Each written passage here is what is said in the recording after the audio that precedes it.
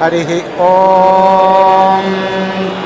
वन्देऽहं मङ्गलात्मानं भास्वन्तं वेदविग्रहम् याज्ञवल्क्यं मुनिश्रेष्ठं विष्णुं हरिहरप्रभं जितेन्द्रियं जितक्रोधं सदा ध्यानपरायणम् आनन्दनिलयं वन्दे योगानन्दमुनीश्वरम् प्रणवोऽन्याद्यं दिनमणिं योगीश्वरशिरोमणिं सर्वज्ञं याज्ञवल्क्यं तच्छिष्यं कात्यायनं मुनिम् ॐ श्रीयाज्ञवल्क्यसद्गुरुभ्यो नमः।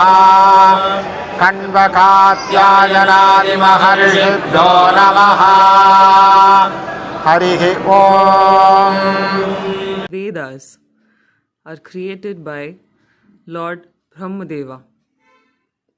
Thereafter, sage Vyasa divided them into 4 main groups, namely Rig, Yajur, Sama and Atharvana, and allotted each one of them to 4 of his disciples to follow and preach.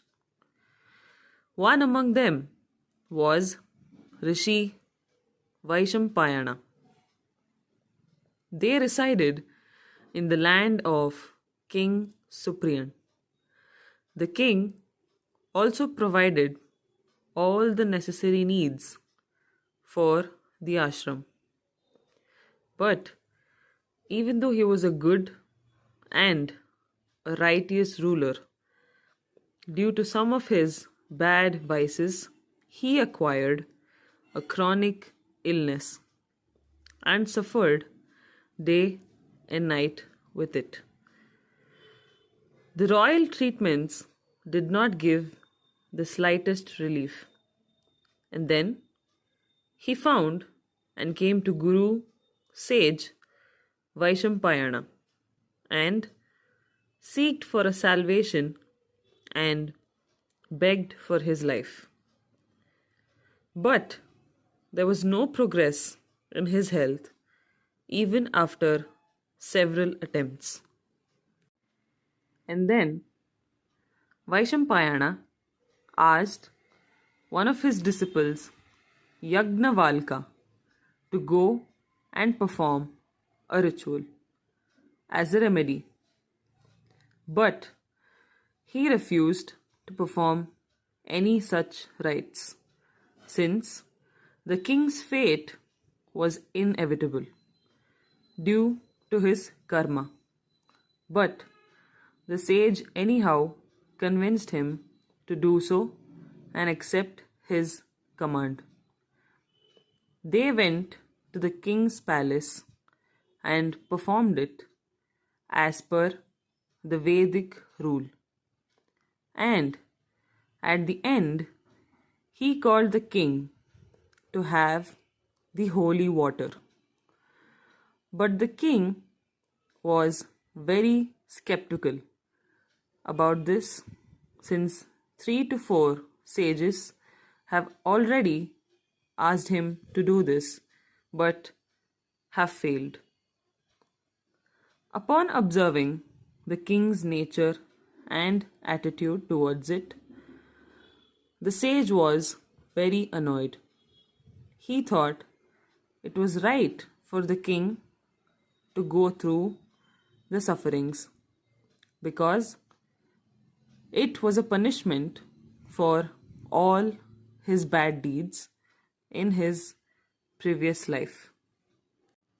As a result, Yagnavalkiya poured the holy water on a wooden pillar standing next to the king and left the palace. The king did not pay much heed, but soon fell into a shock after witnessing the miracle of his life. The pillar had turned into a beautiful tree with its branches sticking out, leaves forming, and flowers blooming all around.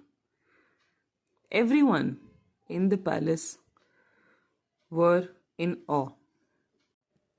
The king realized his mistakes and asked Yagnavalka to forgive him and show him mercy.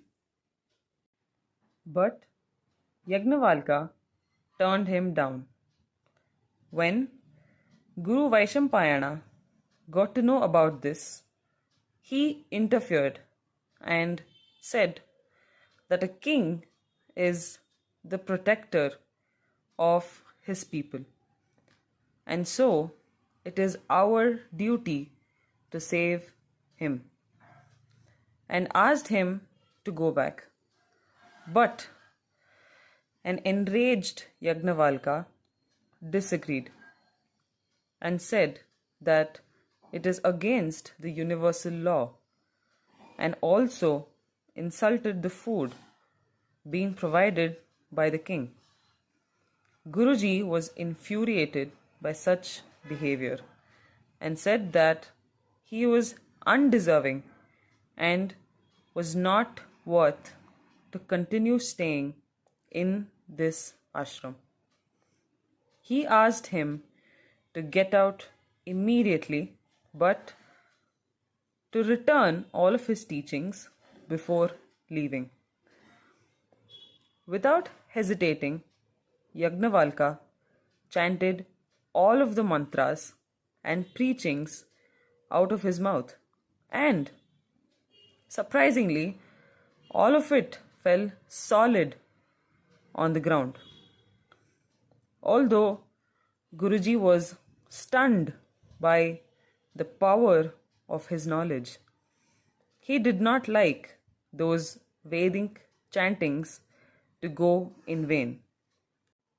So he called the other disciples to turn into Ketli birds and eat the pieces of chantings fallen on the floor.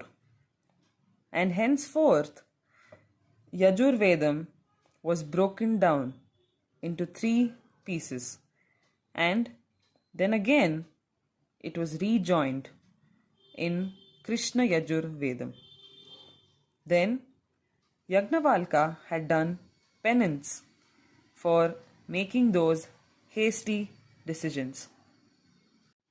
After knowing about this, Surya Narayanam appeared and blessed him with all the past learnings, including the remaining part of Yajur Vedam, as it was stopped in between. So Yagnavalka bought the Sukla Yajur Vedam as a whole from Suriya. The Brahmin community follow Krishna or Shukla as per their Acharyam and Gotram. Kashyapa Gotram is connected with Surya, son of sage Kashyapa and mother Aditi. Bharatvaja, Kaundilya, Atreya, etc. follow Krishna, and Kamakodi follow Shukla. The contents of Krishna and Shukla are actually the same. The only difference is that Krishna was established by Vaishampayana and Shukla by Suriya and Yagnavalka. Well, that's all for today. Thank you for listening. Have a nice day. Bye-bye.